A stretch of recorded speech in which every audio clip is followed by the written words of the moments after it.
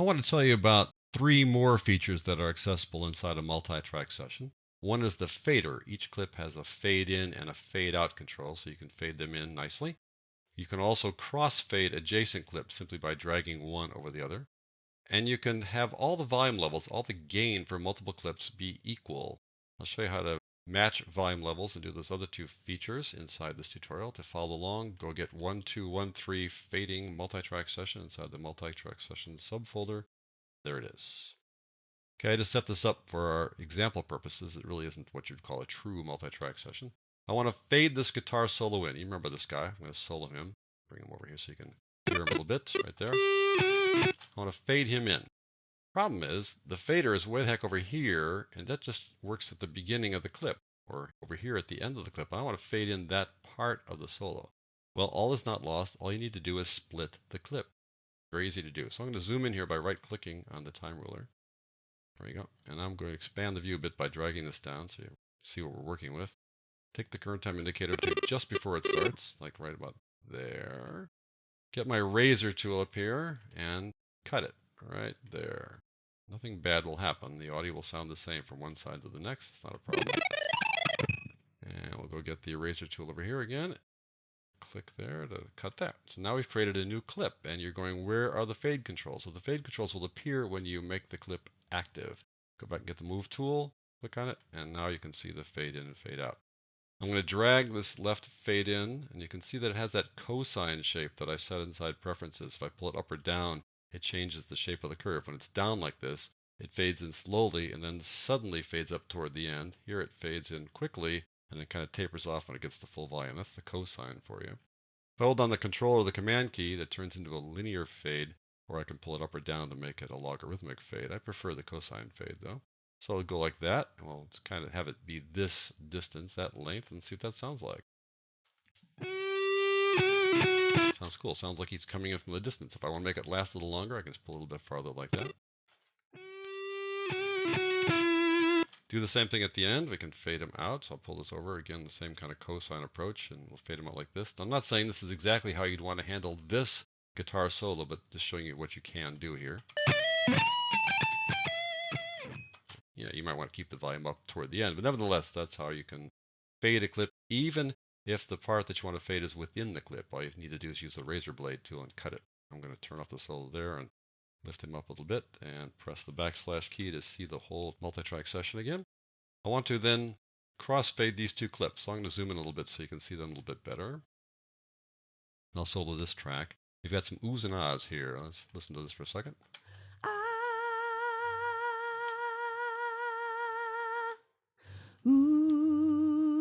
Amazing how Laura Lee can hold a note like that. With a crossfade, all you have to do is take two clips and drag one of them over the other. So I'll take the second clip and drag it over the other, and right away we get this little crossfade showing up.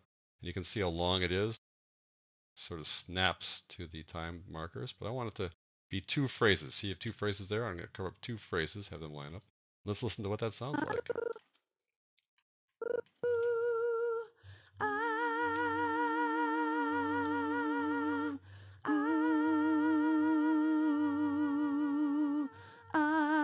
There you go.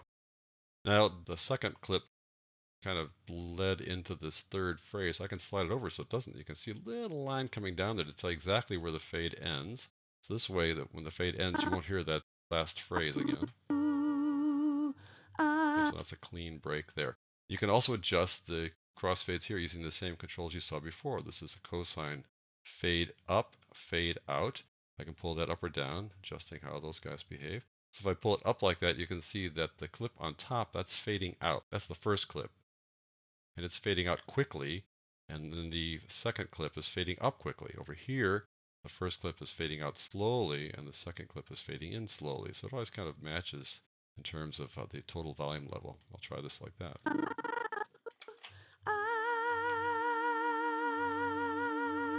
So you can see how the second clip is fading in a little more gradually, a little more subtly. So that's how you do a crossfade. Pretty cool. I'll turn that one off. I'm going to mute these first two so we can work with these four down here, these horn clips. I'll press the backslash key so you can see all of them. You've heard these guys before. I'll play a brief snippet here.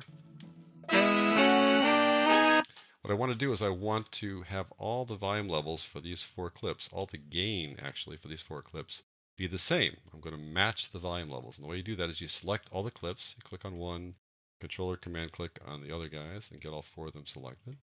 And then right click on any one of them. And that opens up this context menu, and right there is match clip volume. And you get this dialog box with a bunch of options here, some of which may make your head swim around. What is going on with ITUR, blah, blah, blah? What is that thing? That's the International Telecommunications Union. It's a standards union, and they have a union to determine what is loudness. And they have what they call this target volume for things, which is a sort of default loudness level to have things be equal. And it's minus 23 loudness units below full scale as opposed to decibels below full scale. So this is the standardization approach that Adobe has now put into the CS6 version of Audition. And almost everything now relates to that standard. If I go down to true peak amplitude, it also is minus 23 dBTP, which is true peak digital, also relating to the standard. So everything will be minus 23 for the default values here. Total RMS is root mean squared, another complex calculation. Peak amplitude is what's called normalizing. You say, I'm going to raise or lower everything so that nothing is louder than the peak amplitude that I set. And so if I raise the loudest part of the passage to some level, then the quietest passage goes up the same amount. That's called normalizing. And if I go down to true peak, then it uses that true peak digital value, which is very similar to normalizing, but it uses a different technology. If I scroll down a little bit farther, we're going to go to loudness. And loudness is an average loudness value, which is not a bad way to go. It's just an average feel for how all these clips are. And down below is what's called perceived loudness. And this compensates for how our ears are more sensitive to the mid-range of frequencies. But this won't work so well if you've got lots of different individual frequencies scattered through your piece, like a bass solo, then a tenor solo, or something like that. If you've got a sort of a generic piece where everything is sort of blended together, use perceived loudness. If you've got things with all kinds of solos that have different kinds of frequencies, then use regular loudness. At any rate, I'm going to go with the standard here, the new one, and I'm going to take the default minus 23 LUFS, loudest units below full scale, and you're going to notice that the clips on top are actually going to increase in volume, and the clips on the bottom are going to decrease so that they can match the volume across all 4 clips. So I click on OK, and it's now matching the clip volume across those 4 clips. And let's see what happened. I need to select one, so I need to click away to deselect them, and then select one. And over here in the Properties panel, you can see that the clip went up a little bit here, so it's compensating for the fact that it was actually kind of quiet relative to these guys. If I click on the louder one here, you can see that it went down. So we have now matched the volume across these 4 clips, and this one went down a little bit farther. This one went up about the same as this one did. So now all 4 of them together are all equal in volume. And that, may or may not be good. You may want the tenor saxes to be louder, but in fact, we've now equalized them, I think, which can help us make a nice blend down the road, either for this multi-track session or whatever multi-track session you're working on. So that's how you fade clips, how you crossfade clips, and how you match volume levels inside a multi-track session.